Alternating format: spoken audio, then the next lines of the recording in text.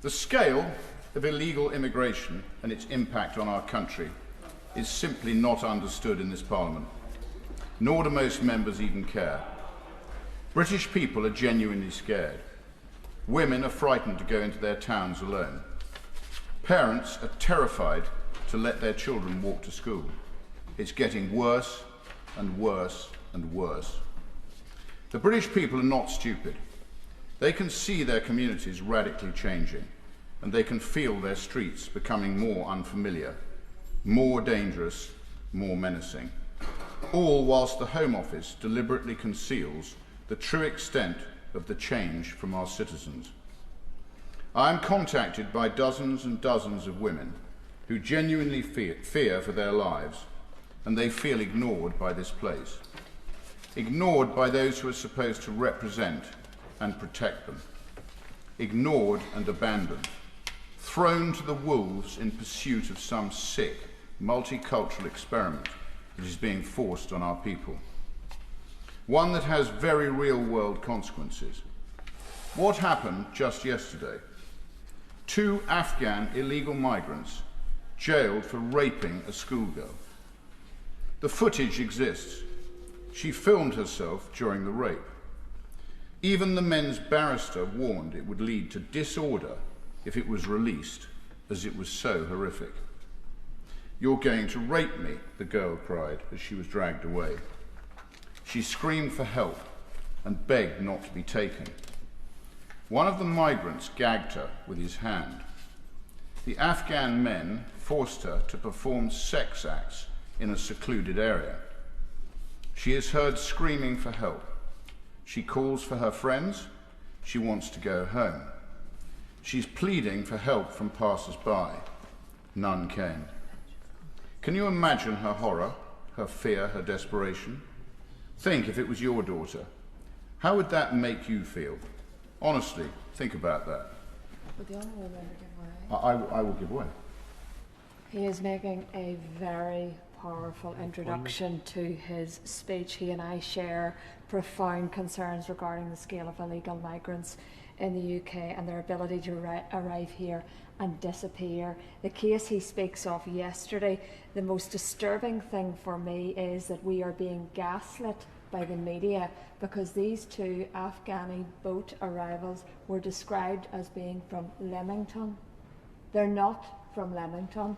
Would you agree with me that women and girls are less safe in this United Kingdom now, today, than they were 5 years ago because of this reason? I thank the Honourable Member for her intervention, and I completely agree with what you're saying. The girl was then pushed to her knees before being brutally raped. Another, one of too many. Last year, a 35-year-old Iranian small boat migrant raped a 15-year-old girl in an alleyway.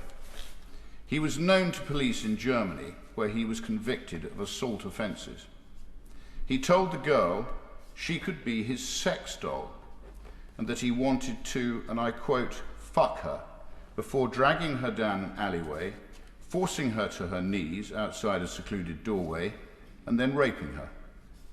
The poor girl's anguished mother later asked, why was he in this country?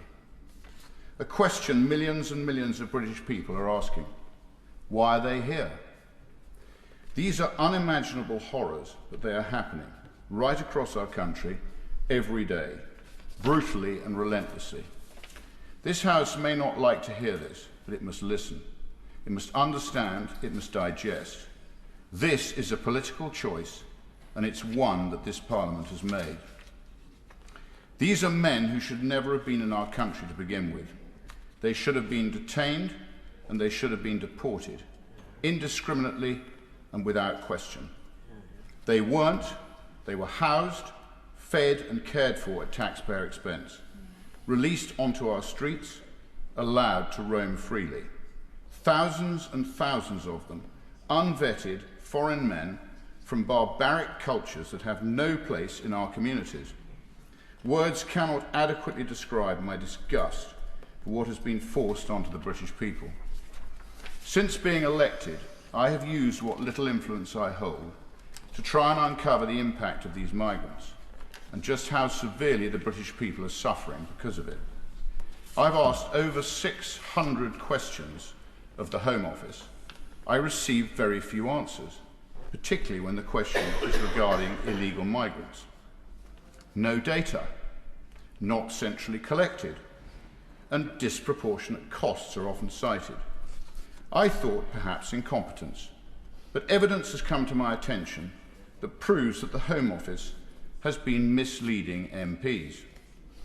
On January the 20th, I asked the Home Office this question: what information the Department holds on the number of irregular migrants defined as absconders? Oh, was that give way? I will give way. I'm extremely grateful to the Honourable Gentleman. I did give notice that I was going to intervene on him. It is inconceivable, isn't it, that Home Office ministers wouldn't know that? For when I was Home Office Minister, I've been asking my officials for exactly that kind of information. So it's not just that the Honourable Gentleman didn't know it. It seems that ministers didn't either. I can't believe that, Madam Deputy Speaker. It's inconceivable. I thank the Right Honourable Gentleman for his intervention and very helpful. On that point? Yeah. Can I commend the Honourable Gentleman for Great Yarmouth for bringing this debate, and he has illustrated by the story that he has conferred and by the evidential base how bad things are. Madam Deputy, I did a check beforehand. Data set from the Home Office shows that as of October 2025, there were 53,298 migrants who breached their immigration bail or absconded from detention, meaning their whereabouts are unknown. So does the Honourable Member agree that this only adds to the stress of our community, the health and housing systems, and that more must be done to find those who have illegally breached immigration bail and deport them back to their country of origin? I thank the Honourable Member for his intervention, and I will come on to that point in a minute, but I completely concur. So I will recap the question: what information the Department holds on the number of irregular migrants defined as absconders? A minister replied, the requested data is not readily accessible from published statistics and could only be collated and verified for the purpose of answering this question at a disproportionate cost. That was not true. On the 3rd of September, I asked the Home Secretary the following question: what estimate has been made of the number of foreign nationals who have absconded after being served with a deportation officer? The answer from a different minister: the Home Office does not hold any central record of the requested information. That was not true. On the 24th of November, I questioned the Home Office Permanent Secretary and the Public Accounts Committee on the number of illegal migrants who have absconded from Home Office accommodation in the past 5 years. No concise answer. During all of this, a Home Office whistleblower presented themselves with these figures in black and white, regularly disseminated within the Home Office. The actual data is as follows. There are 736 foreign criminals in the total absconder pool for foreign national offenders. 736 foreign criminals who have been released from prison and then absconded before deportation. Please think about that. 736 criminals, rapists, murderers, paedophiles.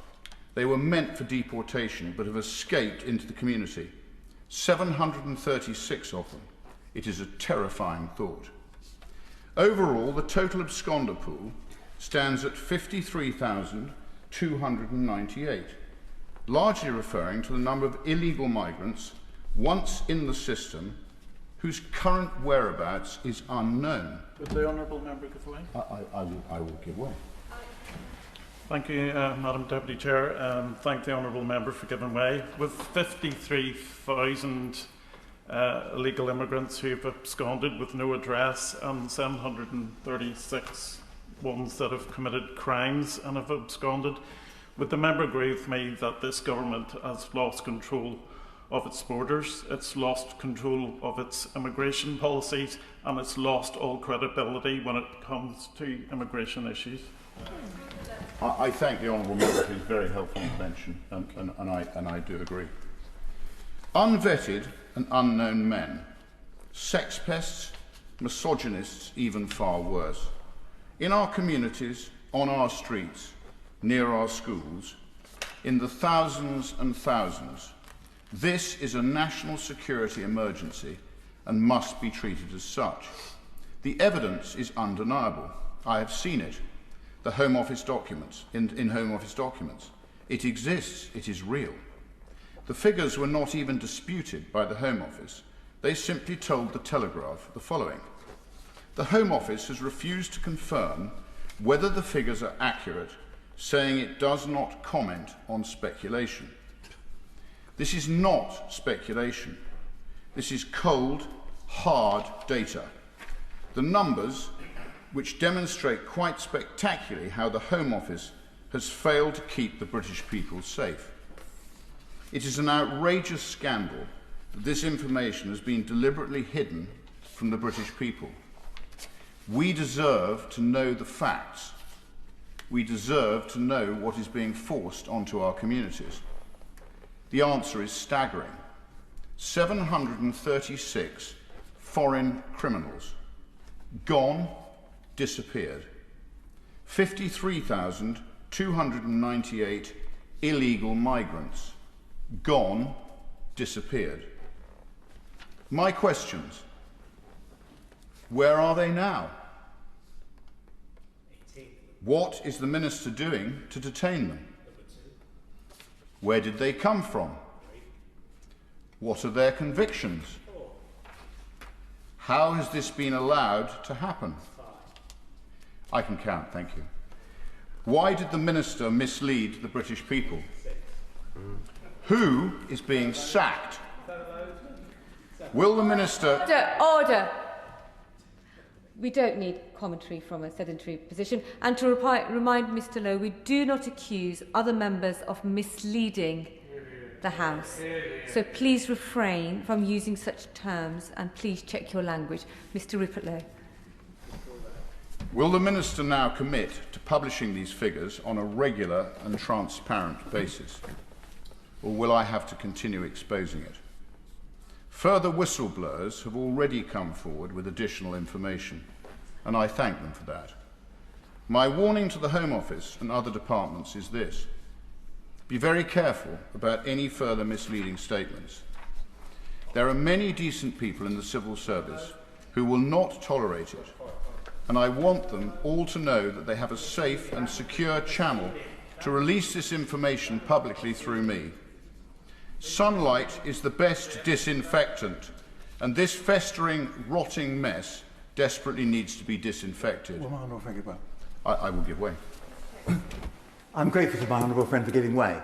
Will he write to the Procedure Committee with his file on this case? Because the Procedure Committee is at the moment inquiring into the quality of written answers to questions and is very concerned about the lack of quality, as I am indeed also concerned about receiving answers, in my case from the Treasury recently, which suggest that there was an attempt to deliberately mislead, which has only been exposed as a result of supplementary answers. I thank the honourable gentleman for his intervention, and I will indeed write. So I have just one final question for the Minister. What else is the Home Office lying about? No.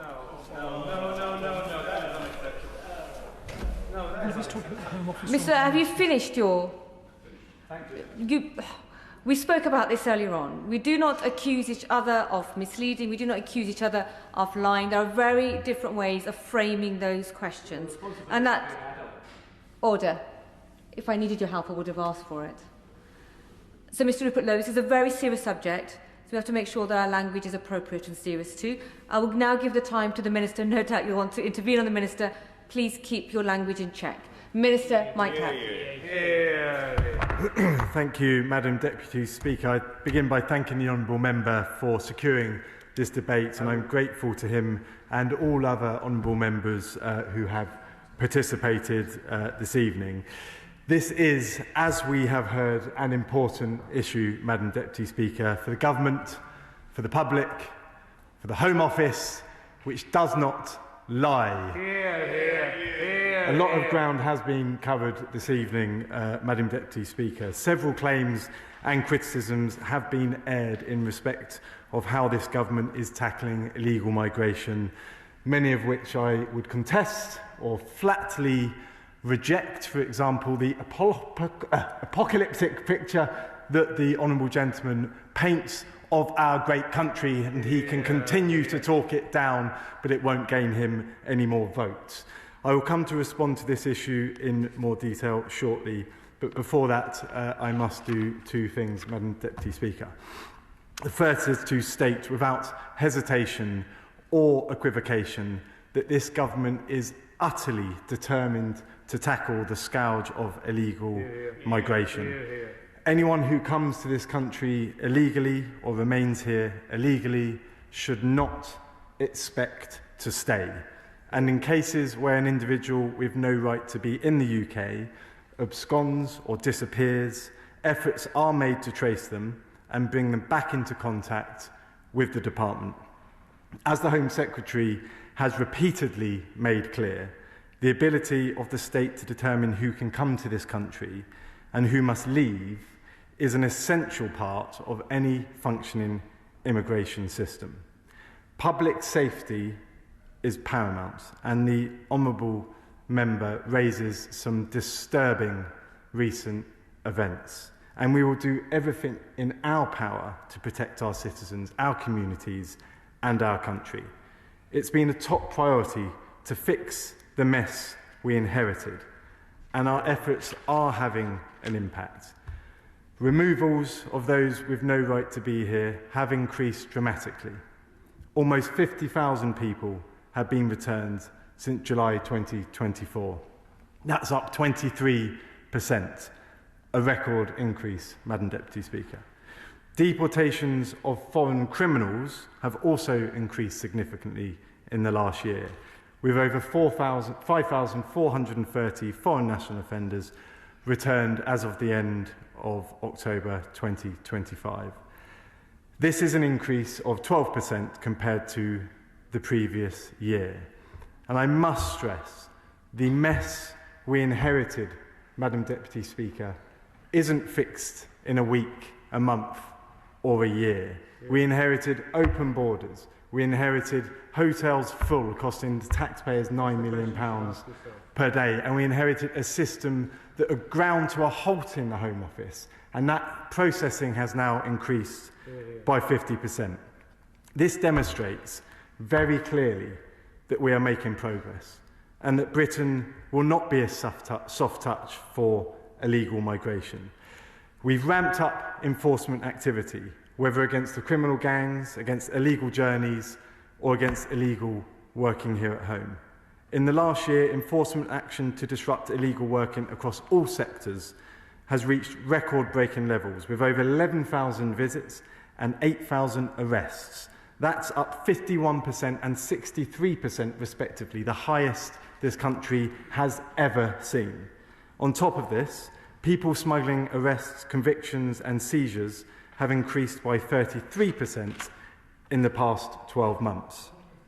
This all contributes to the government's comprehensive and systematic work to reduce the incentives that draw people here illegally and to scale up removals. I give way.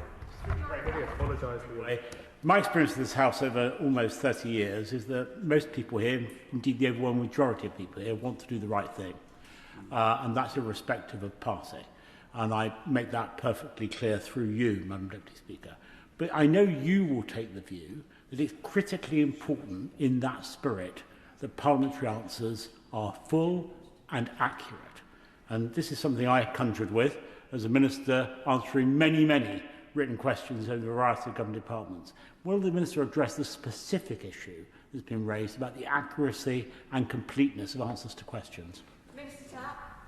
Thank you, Madam Deputy Speaker, and I thank the Right Honourable Member for his two questions there.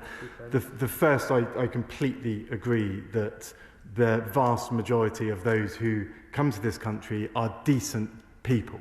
And the sweeping changes we've seen to the asylum system over the last few weeks encourages that further to ensure that people are integrating and contributing, and that there isn't that asylum shopping that we're currently seeing across Europe. But there are bad eggs, and when we get those bad eggs, we will do what we can to deport them. And that's why we've also seen the changes in the last few weeks to make it easier to remove and deport people. And on written questions, I will come to that shortly in my statement, Madam Deputy Speaker.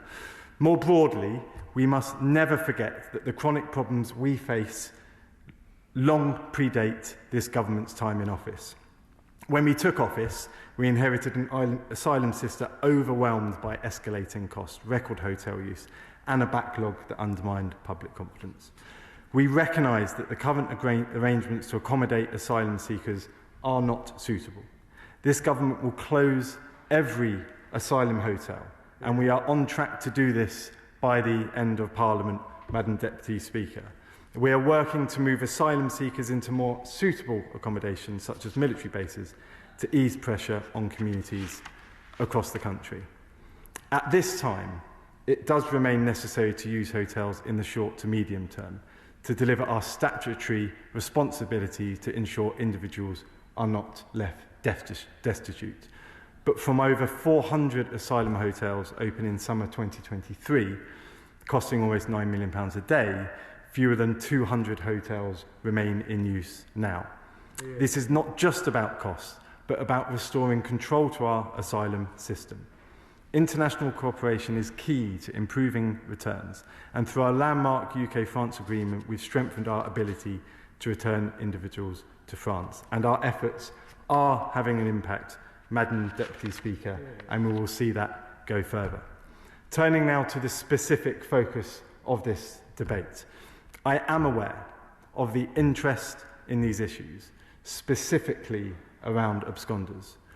While I will not comment on leaked data, I can set out to the House the steps that are taken to ensure that an individual remains in contact with the Home Office and the consequences should they abscond. An individual granted immigration bail may be required to reside at a specified address and report at regular intervals in person to either a reporting officer or a police station, or by telephone or digital messaging. In some cases, a person may also be required to wear electronic fitted device. Where someone fails to comply with this, efforts will be made to re-establish contact through the most appropriate method, including a visit from an enforcement team where that is considered appropriate. Individuals can come into contact with the department for a variety of reasons, but where they are considered to be an absconder, their details will be circulated on the police national computer. The Home Office has a range of tools available to locate those who do abscond, with a dedicated tracing capability that works in partnership with the police, other government agencies and commercial companies. Tracing foreign national offenders will always be a priority, Madam Deputy Speaker. And tracing is just one of the ways in which contact with an individual can be re-established. Many individuals who are out of contact may also re-engage with the department voluntarily or decide to leave the UK. Individuals are also encountered through routine immigration enforcement and police activity. In all cases, the Home Office will consider the most appropriate action, including arrest and detention. I will give way. Listening with interest to the Minister, but as a member of this House, I would like to know, are the specific figures quoted by the Honourable Member for Great Yarmouth correct or incorrect? Surely this House is entitled to know that. Thank you, Madam Deputy Speaker. I thank the Honourable Member for his question. We do not comment on unverified leaks. Now, my officials have acknowledged from internal reviews that the interpretation of what an absconder is requires clearer definition in departmental policy. Work is now underway to amend guidance and operational processes so that it is clearer for immigration officials interacting with individuals to know when an absconder marker should be associated with a person, enabling them to take the right action in a timely way. Of course, there is more to do, one moment, which is why we're implementing the most significant immigration and asylum reforms in modern times. I give way. I'm grateful for the Minister for giving way, because it's really important when we talk about emotive subjects like this, about establishing the facts, because the member opposite recently railed on social media about illegal migrants coming to Great Yarmouth, his constituency. They happen to be canoeists. Transversing the Atlantic for the motor neuron disease fundraising cause. Now he is Billy No Mates. He's like some latter-day King Canute without his courtiers on the beach, railing at the tide to go backwards. Does he not agree? And I hope for the record, Madam Deputy Speaker, I pronounce Canute correctly.